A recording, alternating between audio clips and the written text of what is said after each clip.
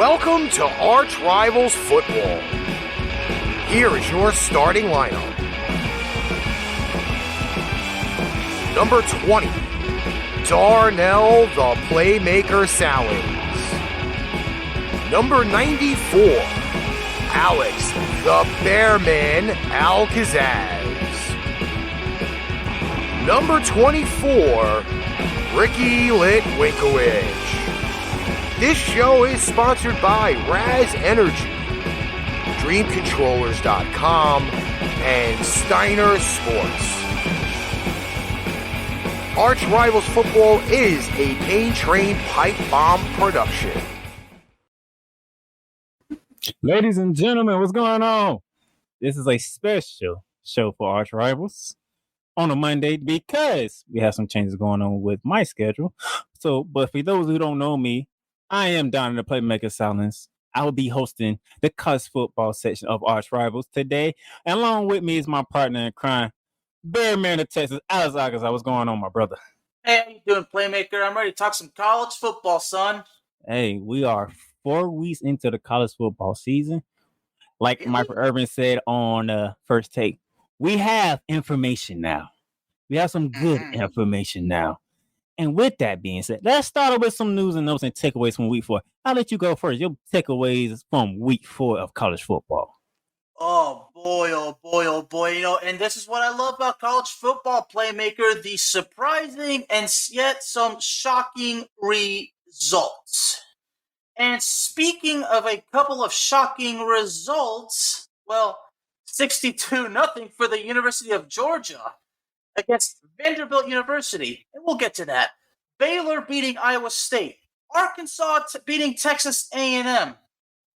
Do I need to go on? And, of course, we can't ignore Notre Dame and Wisconsin. And that game, Darnell, it is a game that it just cannot be ignored. It has to be covered.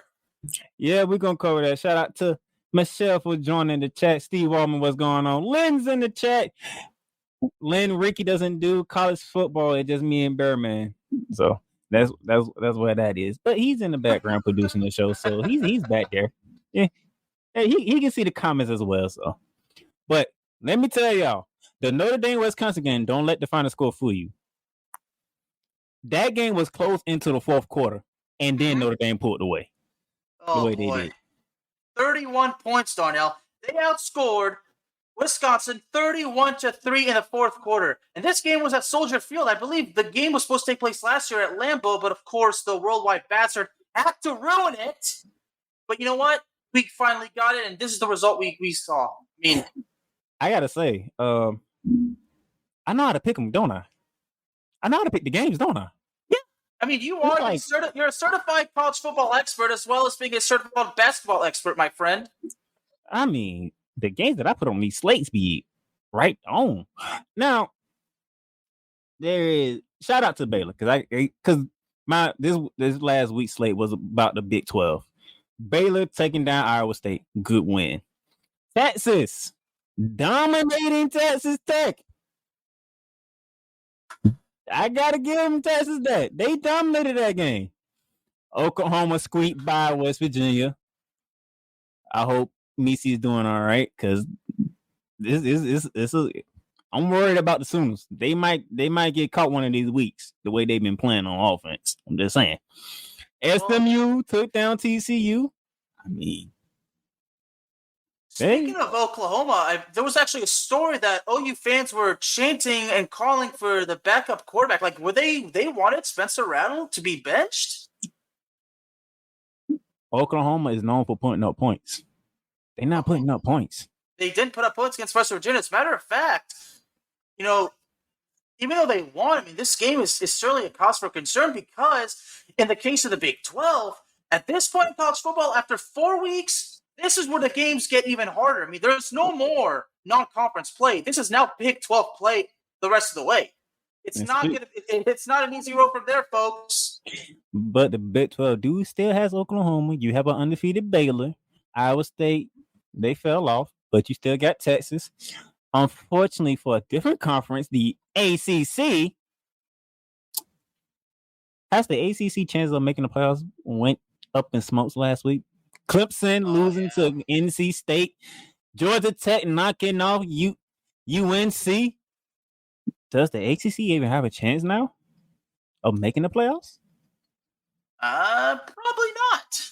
I mean, Clemson, it just has not been a pleasant year for Clemson. That opening loss to Georgia at home, 10-3, and then they have that win against South Carolina State, and then struggle against Georgia Tech, and now they lose to the North Carolina State Wolfpack, not the NWO Wolfpack.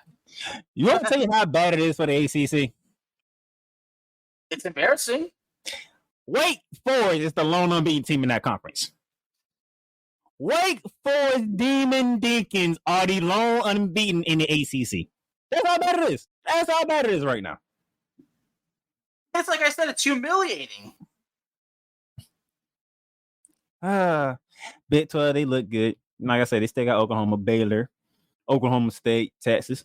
Oh, the Big 12 still have a chance. I'm gonna say this right here.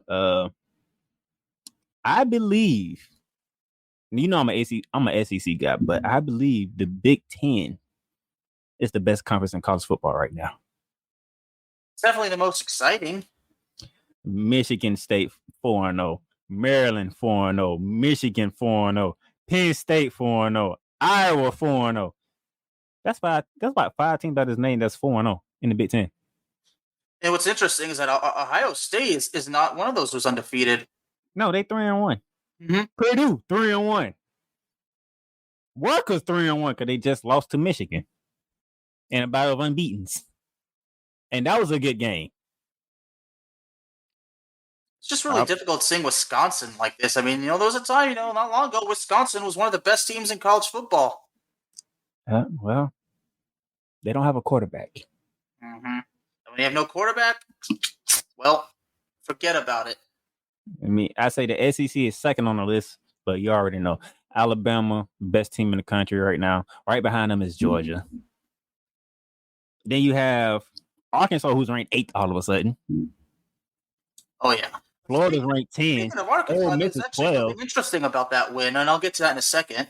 That was a big one over Texas A&M. Ole Miss, they ranked 12th, and they unbeaten going into a big game that we're going to get into later on.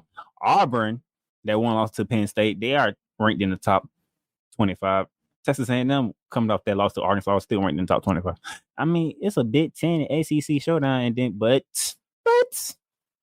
the Pac-12 would not go away quietly. Oregon, undefeated, ranked 3rd in the country. Oregon State 3-1. Arkansas State 3-1. UCLA 3-1. I'll get to them two later on because they have a big game coming up. Speaking of the Arkansas and A&M game, Arkansas's 20-10 win over Texas A&M, which, by the way, took place at AT&T Stadium. They've actually been doing that for almost 10 years now. It was their first win over A&M since 2011. And I was at that game back in 2011 when A&M had that 35-17 lead at halftime and squandered it, losing 42-38. So right now, the ACC is doomed.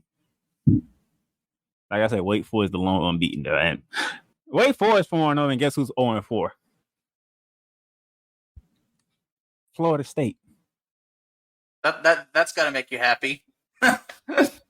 I feel bad for Florida State. Okay, maybe they can't buy a win. They can't buy a win. It amazes me. But we'll see how the rest of the season goes. We still have a lot of football to be played. The college football power rankings ain't even out yet, so we still got to wait on that. And that should be coming out within the next 4 weeks or so. Can't wait to see those rankings right around the time Florida and Georgia get together. Like I said, it only gets better. And speaking of rankings, Oklahoma barely beating West Virginia. Oklahoma, I believe, went from number 4, dropping down only 2 spots. Yep, Oklahoma dropped. The struggles is real. The struggles are costing Oklahoma right now. And not only that, Texas. I think Texas A&M actually. I'm not sure exactly. They dropped. What were they ranked? They're ranked 15th now. Were they number 7 last week? I believe so. Yeah, I mean, you see, this is what a loss and a hard, and when you barely win, then you lose a game. I mean, it's just how the rankings are just affected. I mean, these rankings in college football, I mean, they take them very seriously. Yeah, they were 7. They were ranked 7. Arkansas was ranked 16th. Okay, thanks for clarifying. I want to make sure. Yeah. Yep. That is that. And Notre Dame, they ranked number 9, but they have another test on their hands because if we can throw up the top 5 group of 5 for week 5. Oh yes, Cincinnati. Woo! How about them Bearcats? For in Cincinnati's case, seeing them ranked number 7 is just it's amazing. And in their case, I mean, this is their first challenge of the season. It is, but as you can see, no changes. You know why? Everybody did their job. Yeah. Everybody did their job. From Cincinnati all the way down to San Diego State, everybody did their job. Shout out to Cincinnati, staying unbeaten. BYU still unbeaten. They just keep beating known teams left and right. They just keep beating known teams left and right, you know. Coastal Carolina, all they do is win, like DJ Khaled. Fresno State had a big win. San Diego State had a nice win. So my top 5 rankings for the group of 5 still stay the same, but that could change because Cincinnati has a big game coming up. As you can see, the slate for this week, and we're gonna take our time on this because this is a big one. We spoke about the Big Ten being the best conference in football, right? Yes, sir. 2 undefeated teams. Number 5, Iowa, going to Maryland, take on the Terp. Friday night to begin the month of October, we get Big Ten action. The Big Ten action is fun. You think Maryland has a chance against Iowa? Well, the fact that Maryland's playing at home, that already intensifies the pressure, which is incredibly heavy. But no, Iowa. I don't expect Iowa to have any problems. I mean, Maryland is good because, like you said, but at this point, like I said, this is the point of the season now where things change to where we say the fun and games are over. It's now time to be serious, and Iowa's very serious. So Iowa's going to prove a point. So I think they're going to destroy Maryland. Hey, Maryland got a good win. They defeated West Virginia. Oh. That was a good game. Maryland like to score points. Problem is, Iowa don't like giving up points. Yeah. As Iowa State, they don't want to give up points. They refuse to give up points. They do. So that's going to be interesting. A battle of strength. Maryland's offense versus Iowa's defense. And then we get to Saturday slate. First game off the board. We talking number 8 versus number 2. The Razorbacks going to Athens, Georgia to take on them Bulldogs. Oh boy! This is my point again. The fun and games are over, except these are the games that are very interesting. But this is where things are more serious now. Number 8 versus number 2, Arkansas Vegas and Georgia. You see the rankings, but Vegas is not believing in Arkansas. They have a 13% chance of winning this game. 13, and they're ranked 8th in the country. What would be their reason for them not having any faith in Arkansas? You seen Arkansas beat up on Texas. You seen Arkansas beat Texas A&M, and they looked at it like, "Oh no, y'all playing Georgia." And is that Georgia? Nah, we're not buying yet. They're not buying. They're not buying Arkansas Razorbacks. I don't kind of blame them because Georgia do got a hell of a defense. Georgia's a pretty loaded team. I mean, they are tough. I know you mentioned they beat Vanderbilt 62-0, but it's Vanderbilt. I mean, is anything good in Vanderbilt? Not really. Well, here's something interesting. That was Georgia's second largest SEC win. And back in 1942, Georgia beat the Florida Gators 75-0. Good thing I wasn't born around that time. Yeah. Oh shit. Mr. Bearman. Yes, sir. I believe that second game that's at 12 p.m. Eastern Standard Time on the second is a very interesting one for you. We talk about Texas versus TCU. Texas Longhorns at the Horned Frogs. Texas coming off beating up on Texas Tech, and TCU coming off a loss against SMU. The battle for Texas continues. Mm-hmm. Well, unfortunately for TCU, it's the second year in a row that they've lost to SMU because from 2012 to 2018, TCU dominated that rivalry. Hell of a game, by the way. Hell of a game, though. love the game, yeah, and TCU. I mean, all that hype, coming into the season. Maybe they're just not as good as we thought, or maybe it's a bad year. I mean, I don't know. But this TCU and Texas rivalry is interesting because I'm looking at my notes, and since 2014, TCU has dominated, and right now I can't say for sure that Texas looks as the better team because this rivalry, anything could happen. But this rivalry being in Fort Worth, it's going to be really tough. I mean, Texas hasn't beaten TCU in Fort Worth since 2013. So this game's interesting. Very early game. It's a big one in the Big 12, that's for sure. I mean, Texas has to be probably I'm pretty sure if I saw Texas is probably the favorite, obviously. Texas just beat up on Texas Tech, beating Texas Tech for the fourth year in a row. So Now, as you see a graphic, there was a mistake on the graphic. That should be 9th ranked Notre Dame hosting 7th ranked Cincinnati. Matter of fact, this is the game of the week. This is I know most people gonna look at that 3:30 game right below it and want to run about it again because that is Lane Kiffin versus Nick Saban. But game of the week, Cincinnati at Notre Dame.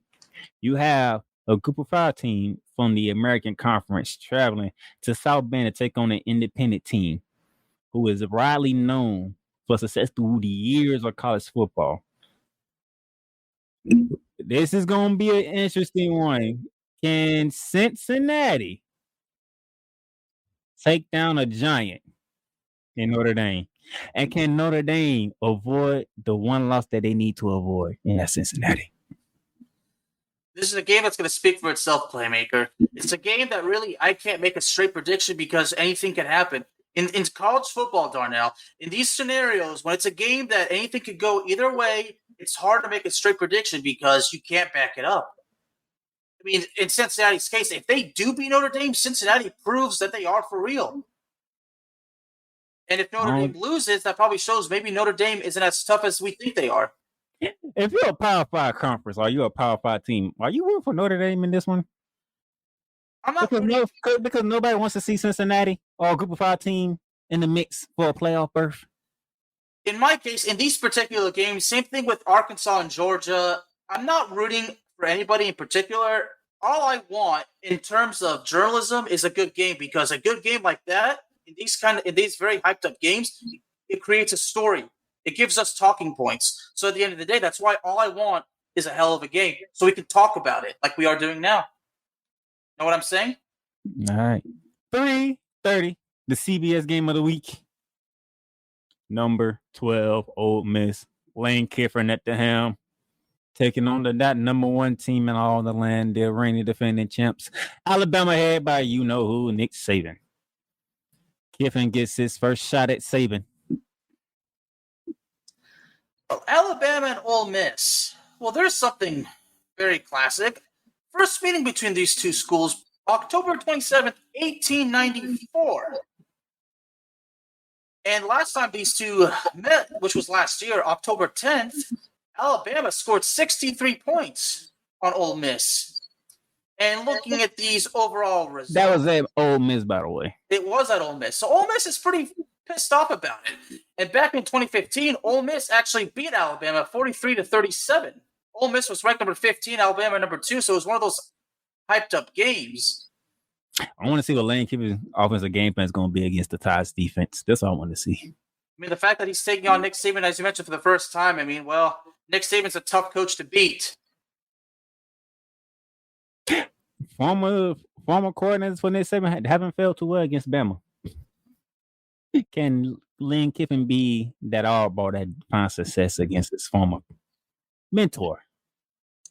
Well, it all remains to be seen. Sticking with the ACC, my Gators coming off a nice win over rival Tennessee. Some people don't see it as a rival, but it's a rival because it's a rival. It's a rivalry, but you still see us dominating Tennessee. It's a rivalry that started in 1916. I mean, if these schools have history dating back, at least a century, that's a rivalry. We go from one rivalry at home to a rivalry on the road. We're taking on undefeated Kentucky. 6 p.m. ESPN. First road test for my Gators. We shall see how we look on the road. Emory Jones has been playing better since the Alabama game. He looked good in Alabama. He played good against Tennessee. Now we have to take that and we have to go to the road against Kentucky. Another team that we usually dominate, but they looking for a big win. Because a couple of games during this stretch, they blown it. I would say we haven't won it. They just blown it and we took advantage of it. It's really interesting. Both, Kentucky undefeated, same thing with Florida, but Kentucky's not even ranked. I'm sorry. Florida had that sole loss, but and Florida comes in at number 10, while Kentucky, the undefeated team, is not ranked, but competition matters. Competition matters, yeah. But I have to go with your Gators. I think your Gators take care of business, but I wouldn't count out Kentucky. And by that I mean, don't expect Kentucky to just let the Gators roll on their turf and just let them humiliate them just like that. We're gonna see if March 2 can finally get another one of the Gators. They got one in Florida a couple of years ago. I remember that game. But can he win one at home? Because he hasn't won one over Florida at home in who knows how long. Well, if he does, then like that. But Florida being as tough as they are right now, I can't see Florida losing this game. I really can't. Going back to the Big 12, Bear man, your country, my country, number 21 Baylor, undefeated. At number 19, Oklahoma State, also undefeated. 7 p.m. ESPN2. Battle of unbeaten in the Big 12. We know how these goes. Oh man, another one. It could be a blowout from one end, it could be a blowout from the other end, or it could be a game that's just low score, just hard fought defense. But I really see this game kind of being a bit of a shootout, but at the same time, it's going to be an effort. And of course, because it's going to be in what's the name of the city? It's Stillwater, Oklahoma. I almost said Norman. No, that's where OU is. Stillwater, and obviously the Oklahoma State Cowboys are favored by 4, but I feel like this game it's going to be decided in the fourth quarter. I want to know what the over under is because I want to know if people should take the under or over because Baylor's one besides West Virginia. Baylor's the only team that I know that actually plays defense in the Big 12. Oklahoma State this season hasn't had much of a challenge. They beat Missouri State 23-16, and they've had these close wins against Missouri State, Tulsa, and Boise State. They beat Boise State by 1 point, and they beat Kansas State last week by 11 points. Basically, Oklahoma State hasn't been challenged, and they've had these playing these lower teams and and barely surviving. Baylor, on the other hand, Baylor just beat Iowa State, so Baylor's coming in with some hype and some motivation. We're talking about a rank. We're talking about a ranked Iowa State that was ranked 14th at the time. Yeah, exactly. There you go. And that's something you're not just handed to. You have to earn that win, and Baylor did earn that win. So that's why I think Baylor is perfectly capable of pulling off the upset. But like I said, we just have to wait and see because this is another one of those games. It could go either way. The final game on the slate, Pac-12 country. Going out west, Arizona State, Herm Edwards. All right, at 13th ranked, UCLA, led by Chip Kelly. Pasadena, California. Oof. Hey, we talking about 2 teams, 3-1, battle for the South for the Pac-12.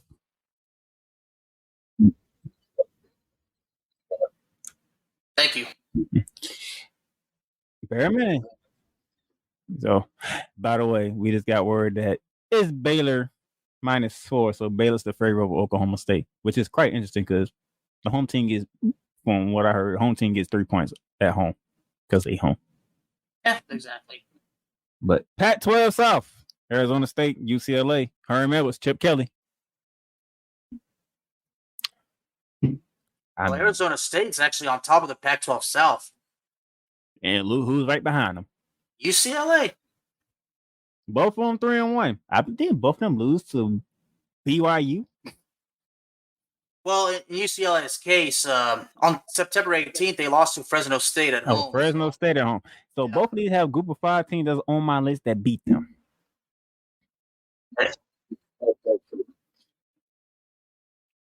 You know what? I want to see which team can bounce back. Now, UCLA is a 4-point favorite. What's the over under in that game? Because I got a feeling there's gonna be some points thrown on the board here.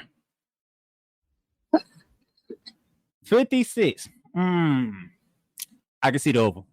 56. I can see it over. Because I can see both teams scoring 28 with no problem. Oh, for sure. I can see them scoring 28 with no problem whatsoever. Because Arizona State this season, in 3 of their games, they've scored at least 35 points in 3 of their games. I mean, the only one they haven't scored that many points is in their 27-17 loss to BYU. So Arizona State, despite that loss, Arizona State is still a worthy opponent for UCLA. Can't deny it. Like you said, they are the ones on top of the Pac-12, not UCLA, and UCLA's the ranked team. Yeah, exactly. Arizona State is on top. This is the mysterious spot right there. It's just funny how the ranked team is not on top, but the unranked team is just right above the ranked team. I think that's why some people say that the rankings in college football are, quote, rigged. I mean, it's arguable, but the rankings really do tell a story, but sometimes these standings tell a different story, and they conflict, and that causes problems.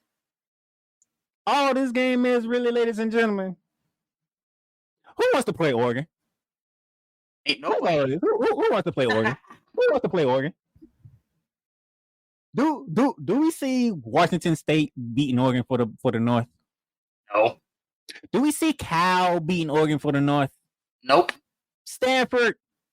Absolutely not. Washington, who got ran through by Michigan on a primetime game on ABC? Absolutely not. And then you have Oregon State, the Civil War. That might be your only team that can knock off Oregon. Oregon State just beat USC, but USC really isn't good. Yeah, we found that out thanks to Stanford. They was front runners until Stanford walked in there and got Clay Helton fired for dropping 42 points on them. Might have been 48. I mean, it was embarrassing fashion. So either way, USC got humiliated. I mean, that was enough for them to decide. All right, well, we got to move in a new direction. So we're going to go ahead and fire you. So pretty much, who wants to play Oregon for the Pac-12? That's what this is. Even though we're going into this in October, and we're not going to have a Pac-12 championship until December. But this game is like, who wants to play Oregon more? That's all it is. Ain't nobody stopping Oregon from winning the North. I don't even think none of them are going to stop Oregon from winning the Pac-12, period. And that's the Pac-12 only chance right now is Oregon. I mean, Oregon State can challenge them, and we'll see them in that Civil War. But yeah, I think Oregon is pretty freaking good. So there you go. I believe we covered everything we need to cover. Is there any other games that you're looking forward to? Well, I think that's a pretty damn good slate right there of games to watch. Well, there's Auburn and LSU, but LSU is unranked. Auburn and LSU, we talk about rivalries here. The Tiger rivalry, that's what I like to call it. That is the Tiger rivalry. Is it at Death Valley or is it at the Plain? It's going to be at Death Valley. It is at Death Valley. Auburn are the visitors. What time is that game? That game is actually at 8:00. Oh, Lord. Death Valley at night. Let's see if LSU is still LSU. And Bearman, you know this. If they still LSU, we should know what's going to happen at night at Death Valley. Let me answer it like this, Mr. Playmaker. If LSU is still LSU, Auburn will be walking through the valley of the shadow of death. Coach Orgeron, I don't know. Because I still believe, even though they got past Georgia State, luckily, the Auburn Tigers, I think they might take out some frustration on the Tigers of LSU. It's just me. And Auburn is still obviously frustrated because, that loss to Penn State and, and Auburn really did challenge. So they should handle that. They should have taken care of that when they played Georgia State.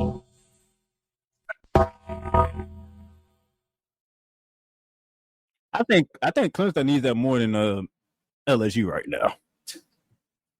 It is just so weird. I mean, it's bad enough, LSU's now gone down to this. Now Clemson. I mean, we're seeing some changes in the powerhouses of college football. It's funny how both Death Valleys are not doing what they're supposed to be doing right now. Exactly. All right. Go figure.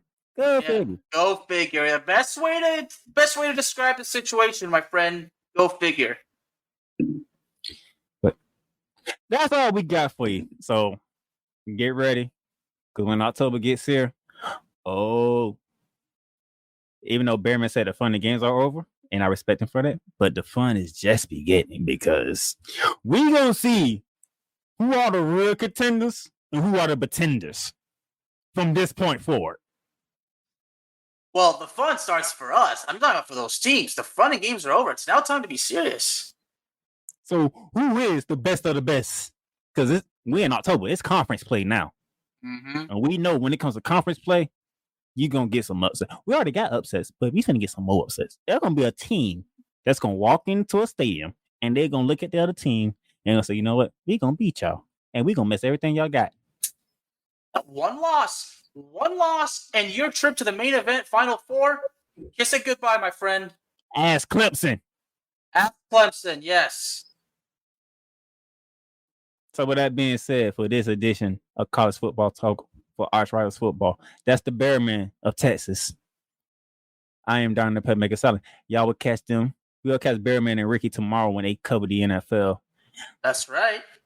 I will be back next week to do some more college football, and we'll see if I can squeeze in some NFL talking here somewhat.